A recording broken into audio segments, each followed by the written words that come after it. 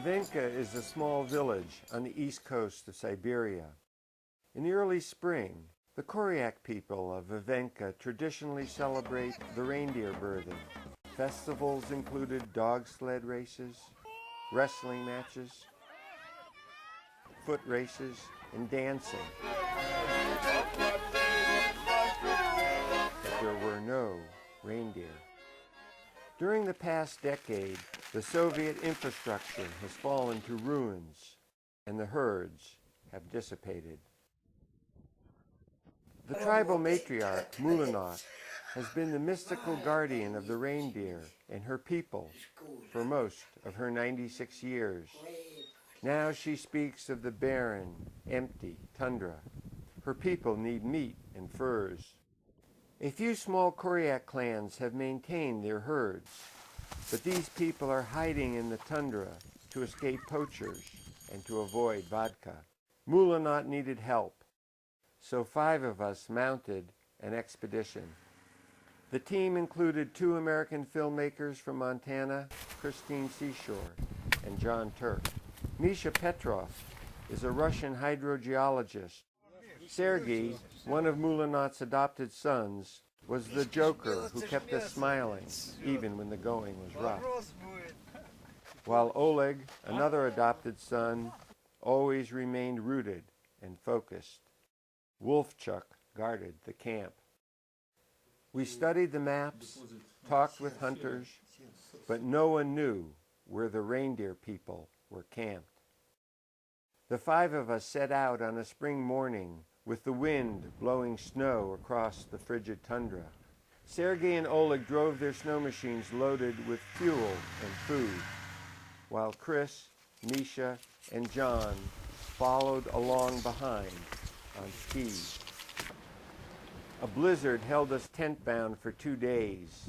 We were moving too slowly, and we didn't want to return to Mulanot empty-handed.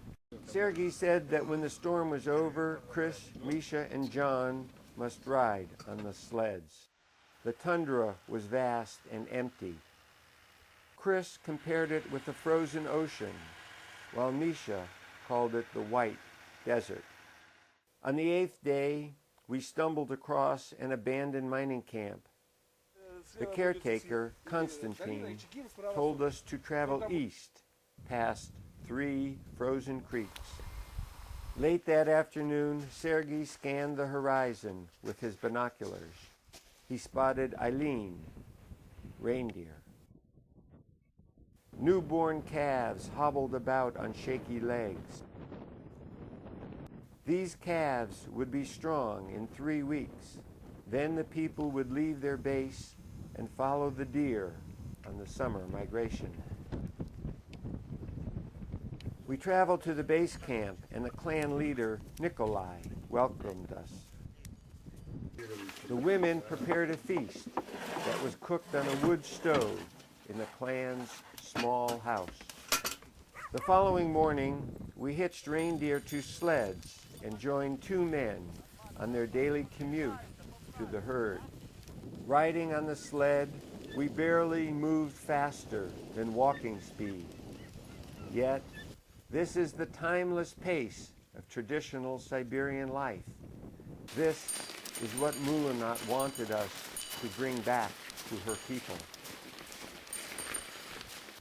Nikolai explained that his clan had herded 2,000 deer a decade ago.